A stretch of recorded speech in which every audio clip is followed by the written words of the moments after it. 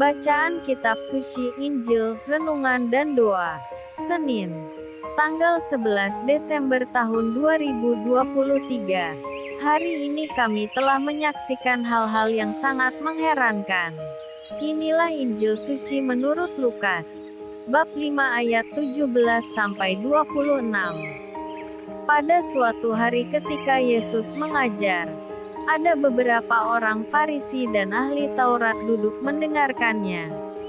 Mereka datang dari semua desa di Galilea dan Yudea dan dari Yerusalem. Kuasa Tuhan menyertai dia, sehingga ia dapat menyembuhkan orang sakit.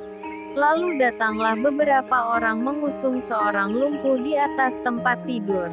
Mereka berusaha membawa dia masuk dan meletakkannya di hadapan Yesus. Karena mereka tidak dapat membawanya masuk berhubung dengan banyaknya orang di situ, naiklah mereka ke atap rumah, lalu membongkar atap itu, dan menurunkan orang itu dengan tempat tidurnya ke tengah-tengah orang banyak tepat di depan Yesus. Ketika Yesus melihat iman mereka, berkatalah ia, "Hai saudara, dosamu sudah diampuni." Tetapi ahli-ahli Taurat dan orang-orang Farisi berpikir dalam hatinya, "Siapakah orang yang menghujat Allah ini? Siapa yang dapat mengampuni dosa selain daripada Allah sendiri?" Akan tetapi Yesus mengetahui pikiran mereka, lalu berkata kepada mereka, "Apakah yang kamu pikirkan dalam hatimu? Manakah lebih mudah, mengatakan, 'Dosamu sudah diampuni,' atau mengatakan, 'Bangunlah, dan berjalanlah'?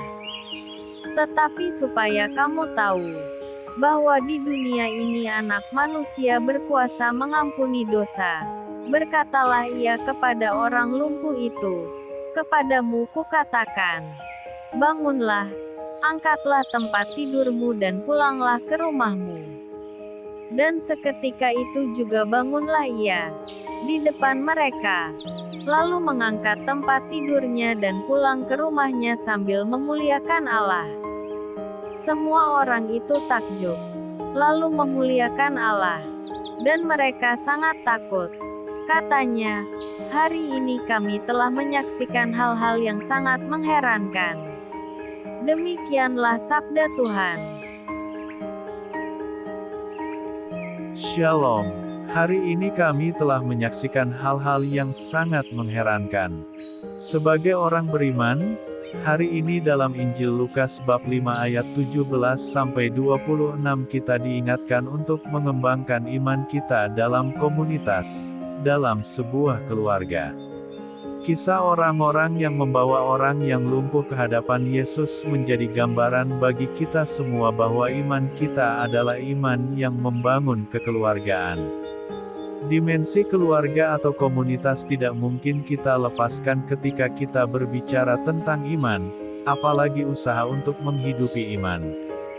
Dimensi komunitas menjadikan orang yang lumpuh itu mampu berjumpa dengan Yesus dan mendapat kesembuhan darinya. Kesembuhan bukan dari orang-orang yang ada di sekitar orang lumpuh itu, namun kesembuhan itu tetap berasal dari Yesus. Yesuslah yang menjadi pusat dalam iman yang komunitas itu. Tanpa Yesus, tidak terbentuk iman Kristiani yang komunitas. Sebuah lingkungan komunitas iman tanpa disertai Yesus di dalamnya, hanyalah sebuah lembaga sosial yang tidak mempunyai spiritualitas. Si lumpuh menjadi gambaran bagi anggota gereja yang memerlukan bantuan dan pertolongan. Ia yang memang sungguh tidak bisa berbuat apa-apa karena kelumpuhannya, perlu mendapat perhatian yang lebih.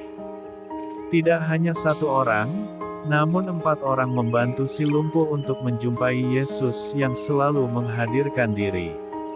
Para pengusung menjadi gambaran bagi anggota gereja yang selalu siap untuk memberikan perhatian bagi mereka yang mengalami kelumpuhan. Tanpa sepatah kata pun mereka membawa si lumpuh kepada Yesus. Demikian juga dengan kita anggota gereja, tanpa menghakimi dan menilai. Kita seharusnya memberi bantuan dan pertolongan bagi mereka yang memerlukannya. Kita bersama sebagai anggota gereja yang satu, mau tidak mau ikut terlibat dan bertanggung jawab akan kesembuhan mereka yang lumpuh. Iman kita perlu juga dipertanggungjawabkan secara komunitas. Kita dibangun mulai dari komunitas yang paling kecil, yakni keluarga. Dari keluarga kita hidup dalam satu lingkungan umat beriman. Disitulah kita terlibat dalam anggota gereja. Memberi perhatian kepada anggota satu lingkungan adalah langkah konkret yang paling mungkin dilakukan. Mengenal semua anggota lingkungan menjadi bagian mutlak yang perlu. Bahaya yang besar adalah apabila kita tidak mampu bersosialisasi dengan semua anggota lingkungan, bagaimana mungkin mampu berkontak dengan warga paroki. Jika tidak kenal, bagaimana hendak peduli dan saling memperhatikan. Itulah awal keterpecahan, padahal kita adalah gereja yang satu, kudus, katolik, dan apostolik. Marilah berdoa, ya Tuhan, ajarilah kami untuk selalu membangun kerukunan di dalam lingkungan kami. Semoga kami berani untuk mengenal sesama anggota lingkungan dan berani untuk saling peduli. Ajarilah kami agar kami mampu menjadi bagian dari orang-orang lumpuh di sekitar kami. Tuhan, bantulah kami untuk berani melangkah. Amin. Tuhan Yesus memberkati. RHPE Channel.